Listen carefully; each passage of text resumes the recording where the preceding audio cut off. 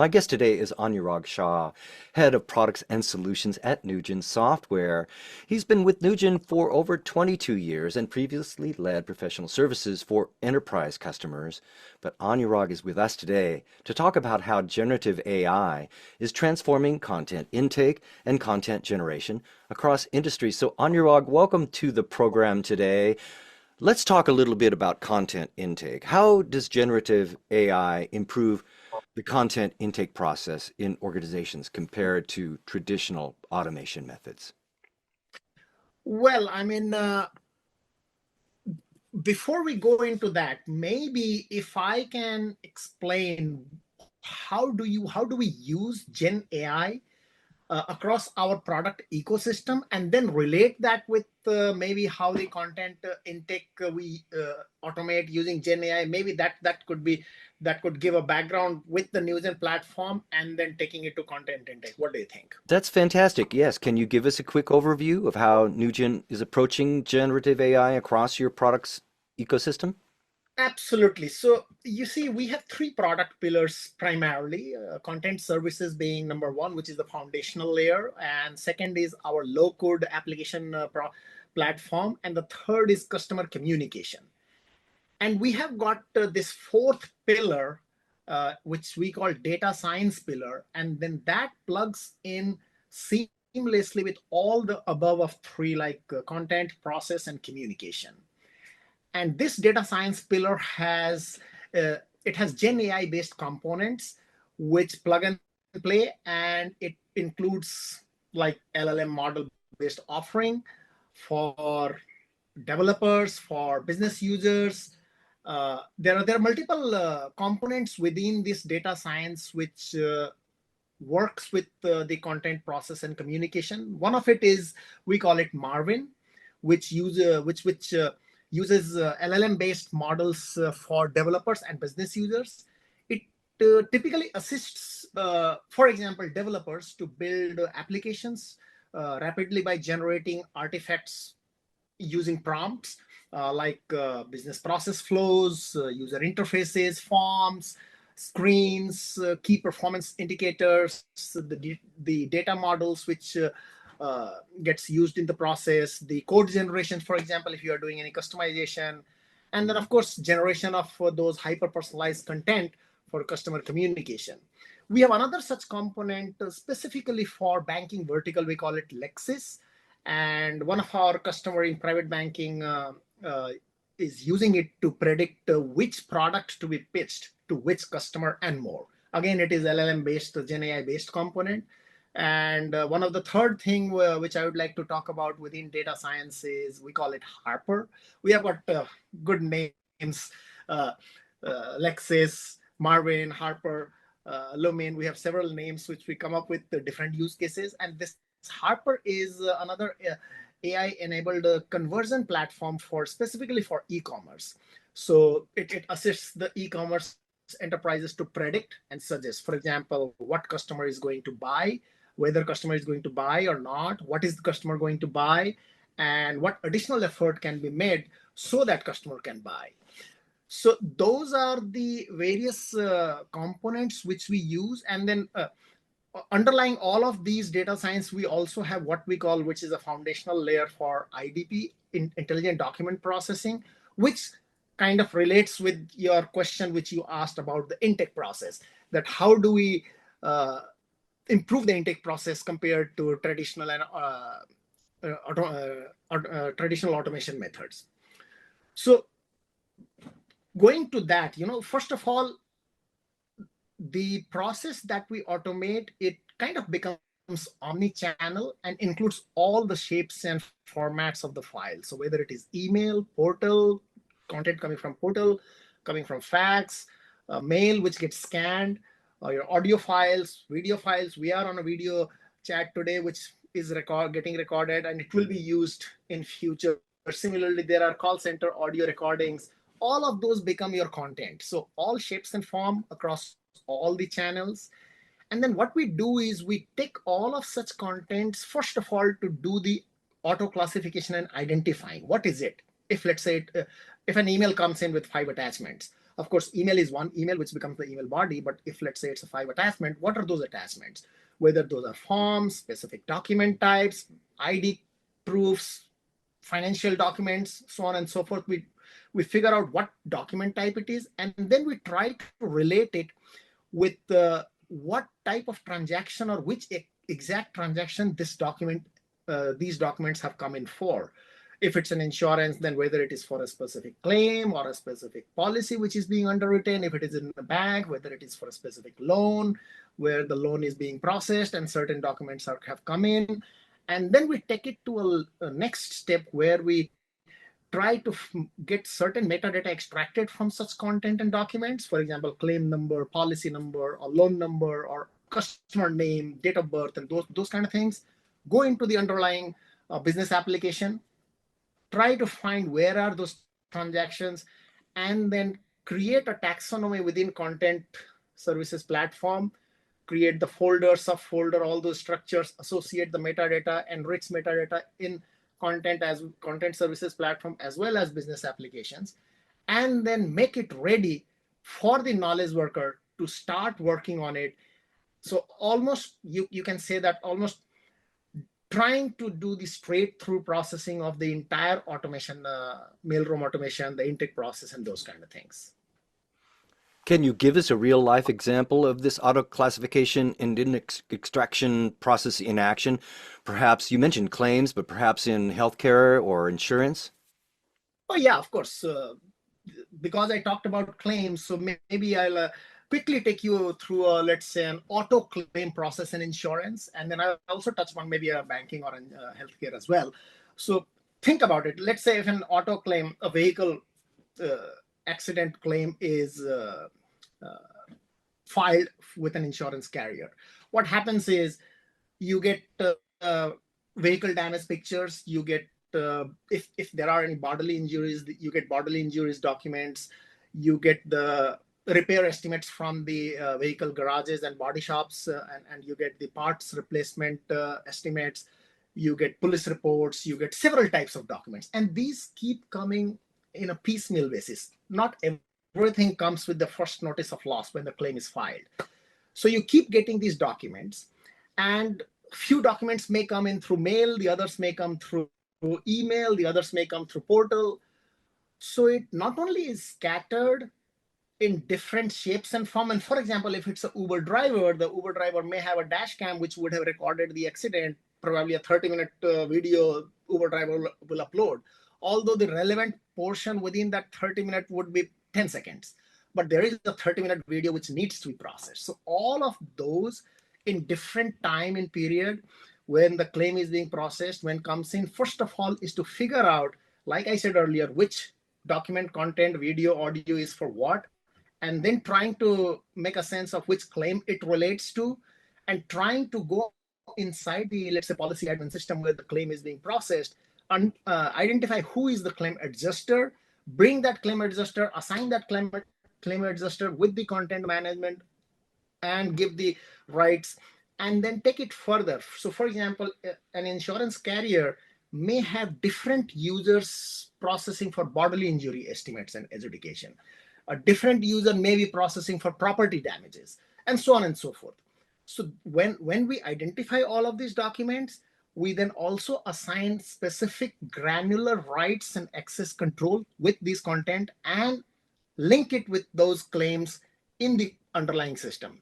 We take it a level, next level for the videos. For example, if I'm the first user within the insurance company who is looking through the video, after I watch the video, I know that this 10 second is what is relevant. I can bookmark that, I can clip that, so that the next user, if has to see the same video, does not spend the whole 30 minutes. In 10 seconds, just click on that bookmark, go to that place. I also am able to attach annotation on the video with my remarks and everything. So it makes the whole life easier for the downstream and upstream users, whether it is video or audio or any type of content which is being processed. Now, if you think about the similar thing, for example, in banking, right? There is, let's say, trade finance process where the letter of credits, the bill discounting, the import and export letter of credits are being processed. A lot of documents again come at different time of the letter of credit process. Any letter of credit in a bank typically takes about 6 months to 18 months before it gets closed. And within that, you will get bill of lading, you will get insurance, you will get shipment related, you will get purchase orders, you will get invoices, you will get amendments into the purchase orders, tax related documents, and so on and so forth. So processing all of those, going into the core banking system and linking it with those. So those are the kind of real life examples we have already implemented using Gen AI on our platform. I am here today with Anurag Shah. He is head of products and solutions at Newgen Software, and he's with us today talking about how generative AI is transforming content intake and content generation across industries. Now, Anurag, integration of AI tools is crucial for digital transformation today, and generative AI is certainly leading the way. How do you folks at Newgen integrate generative AI with existing systems, existing content management systems, or digital process automation platforms? Yeah, that is a quite pertinent situation today, because in any organization you go, there would be one or the other existing systems, content repositories, process systems, communication systems. So we kind of come with an open architecture. Newgen One platform is not only open but also modular, where, like I said earlier, almost all the product pillars and the components are available as a plug and play based on the suitability of any organization. So, and on top of that, for the Gen AI, for the LLM, we use customer procured key, subscription key. For example, customer may use OpenAI, customer may use Llama, or so on and so forth. So we always use customer key for two reasons. One is obviously customer wants to own the key where it is being used on the whole of the Gen AI thing. And the second is we let customer manage it, as they may be using the same key and same Gen AI for several other purposes. So it becomes cohesively relevant and easy for the customer to manage. And our IDP product, which is the intelligent document processing, which I talked about earlier, is part of our Newgen One platform. So let me take an example. So few of our customers, they have used our, let's say, low code pillar of the product within Newgen One platform, and that we have integrated with their pre-existing third-party content management system. Now, when we do that, we integrate with those content repository and extend all of our Gen AI capability through our IDP component within Newgen One platform. So customer would only get the low code and process automation and workflow from us and use the existing repository to leverage our IDP, leverage our Gen AI application, and use their own key. So that is the kind of ecosystem existence that we live with. And like I said, our platform is almost like you can talk about like Lego blocks, pick and choose as suitable to your organization. And one of the last thing on this question I would like to add is we really don't believe in rip and replace. If you are happy with your existing IT landscape, we kind of complement and supplement to elevate your IT modernization and overall customer experience. That generally has been our philosophy. Well, I believe in the old adage, if you can't measure it, you can't manage it. So, Anurag, what are some measurable improvements we can expect in things like processing time or accuracy after implementing generative AI-based classification systems? Yeah, I mean, there has been a lot of, not noises, but a lot of heightened expectation around this, that if Gen AI comes in, it will do this thing, it will do that thing, and all of that. But in our context, where we are using it for the content and process, specifically for content, process, and communication, those three areas in any enterprise, there are several enhancements and efficiencies and productivity gains that our customers can expect. So for example, the entire mailroom operation efficiency can be enhanced by upwards of 50%. That's a lot. If you look at into a mailroom where mails are coming, somebody is opening the envelope, somebody is doing the scanning, somebody is doing the indexing, and then it becomes available for the knowledge workers to work upon. If 50% of those activities are automated, think about the efficiency gain. And to add to that, we if you take it to the next level where Gen AI based data extraction results in those automated indexing. So you are again looking at anywhere between 30 to 50% productivity increase in the indexing, where the data are enriched not only the content services system as a metadata to the content, but also the underlying business applications if certain data from the content needs to go into that. So for example, in the claims processing, whatever the inference from the police report or the repair estimate or the invoices, if we can take those data and put it into the underlying claim adjudication systems, nobody has to enter that. Think about those productivity gains. So you are looking at making the entire content, at least intake process, almost straight through with human in loop only for the exceptions or for results which are below certain threshold levels. And it is not just limited to intake process. It extends to downstream and upstream processes, like I talked about claim adjudication, let's say letter of credit processing, banking and finance, provider bills and invoice processing, for example, in healthcare, and the list goes on. So there are several such measurable benefits that enterprises in different verticals can look for. I have been speaking today with Anurag Shah. He is head of products and solutions at Newgen Software. We've been talking about generative AI and transforming content intake and content generation across industries. You can find him and find out more at newgensoft.com. That's Newgen, newgensoft.com. Now, Anurag, it's been great speaking with you today. We're almost out of time, but before I let you go, one last question.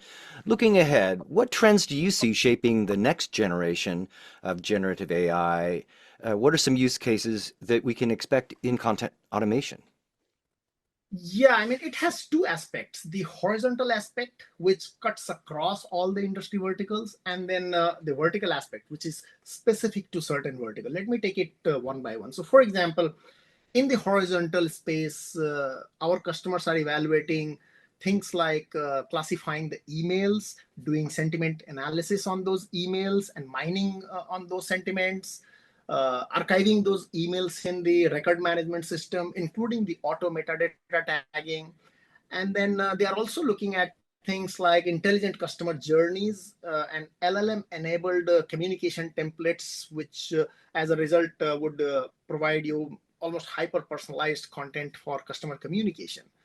And then they are looking at combining those content summarization using LLM with the transactions, thus including both data and content to assist business users to take those informed decisions.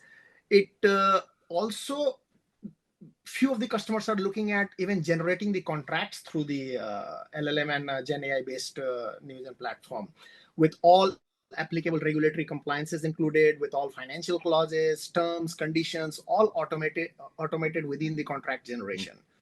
And then you look at the processing invoices with the tabular and non-tabular data, indent formulation for procurement, predictive ordering, dynamic formulation of terms and conditions, performance review templates, for example, for suppliers, creating those supplier scorecards, grievance management. There are several such horizontal use cases that we are coming across when we are talking to our customers and prospective customers.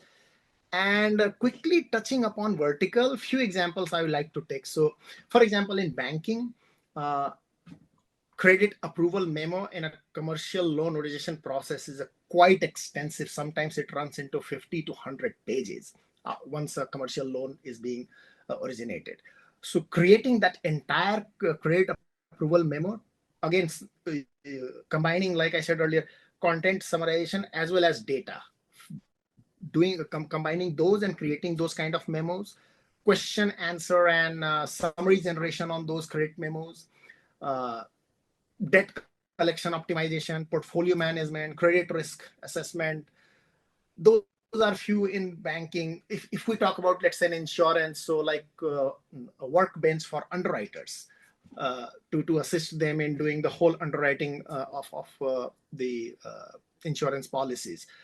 Content authoring, for example, specific forms in, let's say, property and casualty insurance or healthcare, quote quotes and proposal creation in insurance for all the policy requests. We talked about auto claim damage, so assessment by analyzing vehicle damage pictures, and not only analyzing the vehicle damage pictures, but also identifying which parts are damaged, taking it a step further, finding the cost of those parts, and then estimating the repair cost. So the whole value chain, the entire thing into that. So actually the customers in both horizontal and vertical spaces are really looking to go deep into it and assist their knowledge workers, and they are looking at, like I said, you asked about the measurable efficiencies earlier. 50%, 60%, that's the kind of efficiency and productivity gains that they are trying to achieve. So it is very, very exciting. We are living in a very exciting time in this technology time. Really moving the needle with digital transformation. We have been speaking with Anurag Shah from Newgen Software. Anurag, it's been great speaking with you again for the show. Thank you so much for being our guest on the Digital Transformation Podcast. Thank you so much, Kevin. It always is pleasure to talk to you and talk about new technology trends. And I look forward to when we speak next time. Thank you so much.